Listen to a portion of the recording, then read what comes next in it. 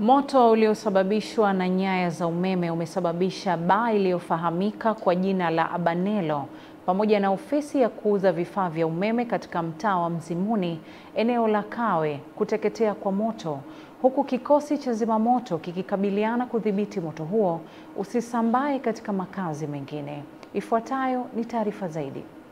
Kaimu kamanda wa zimamoto wilaya Kinondoni, Jacob Chacha, akizungumza na waandishi wa habari amesema moto huo ulianza majira saa 5 asubuhi uliosababishwa na gari lililobeba kontena namba T408 ADJ ambalo lilikuwa linapita na kuzivaa nyaya za umeme na kusababisha moto katika eneo hilo. Crew yetu ya zamu na askari wa zamu pamoja na maafisa tulifika mara moja eneo la tukio kwa ajili ya kukabiliana na hili tukio. Wakati tunafika tukakuta kuna baa moja inajulikana kwa jina la Abanelo Restaurant ilikuwa inawaka moto, na baa hii ilikuwa imeezekwa kwa makuti.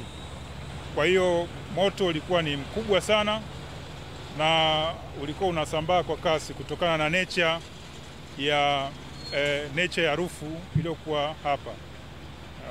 Kama imetangulia kusema kwamba baa hii ilikuwa imeezekwa kwa makuti. Aidha, kamanda Chacha amesema baada ya tukio hilo dereva wa gari hilo alikimbia. Tumeshikilia gari kwa kushirikiana na wenzetu wa jeshi la polisi.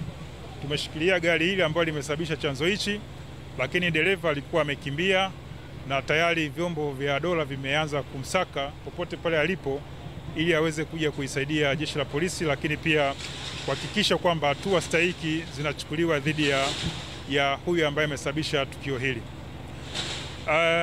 Kiufupi nitoe rai, kwanza nishukuru wananchi wa mtaa wa Mzimuni Kawe kwa kuweza kutupa ushirikiano kuanzia mwanzo, na hivi sasa unaona tunakwenda kukamilisha kabisa tukio letu. Tunaenda kufanya kitu kinaitwa dumping hapa. Shabani Mpute, Channel 10.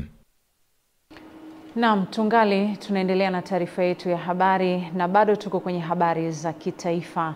Serikali